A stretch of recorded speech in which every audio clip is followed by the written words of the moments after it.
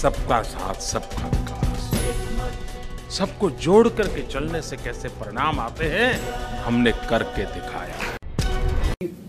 लोग ये कह रहे हैं, खास करके आपके जो विरोधी हैं, कांग्रेसी हैं या तमाम अन्य नेता, वो कह रहे हैं कि प्रधानमंत्री का पद कहीं ना कहीं आपकी निगाहों में है और इसीलिए आप अपने आप को एक पोजीशन करना चाहते हैं और मुस्लिम माइनॉरिटी को भी आपकी तरफ लाने की कोशिश करने। आरोप कितना सही या गलत है? आप लोग मुझे बहुत सालों से जानते हो, मेरे जीवन को जानते हो। मैंने बहुत छोटी आयु में घर छोड़ा था। मेरे परिवार में किसी का राजनीति से लेना देना नहीं है। मेरे पिताजी कभी गांव का पंचायत का चुनाव भी लड़े नहीं है। मैं भी कभी स्कूल के अंदर या कॉलेज में मॉनिटर का चुनाव नहीं लड़ा हूं।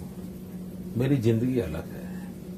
एक विशिष्ट परिस्थिति में मुझे जिनमें गुजरात की जनता ने काम दिया है, मैं उसको कर रहा हूं। लेकिन आज जहां हूं वहां भी मैंने कभी सोचा नहीं था, कभी सोचा नहीं था कि हम यहां होंगे। तो इस प्रकार का सोचना वगैरह मेरी फितरत में नहीं है। दूसरा, अगर मैं फिलॉसफी के आधार पर कहूं तो मेरी जिंदगी की फिलॉसफी है, और जो मैं नौजवानों के साथ बात करता हूं तो बहुत उसको जम करके बांटता हूं और मैं आग्रह करता हूं। मैं लोगों को कहता हूं, कभी भी कुछ भी बनने के सपने मत देखो। अगर सपने देखने हैं तो कुछ करने के देखो। और इसलिए मेरे जीवन में कभी भी बनने का सपना कभी भी नहीं था, आज भी नहीं है। और ये मेरी लाइफ का फिलोसॉफिकल कन्विक्शन होने के कारण भविष्य में भी संभव नहीं है। हाँ, कुछ करने के सपने बहुत हैं। मैं इस देश के लिए, इस देश की जनता के लिए, एक गांव में बैठा हूं तो भी मैं देश के लिए काम करता हूं। एक पंचायत में बैठा हूं तो भी देश के लिए काम करता हूं।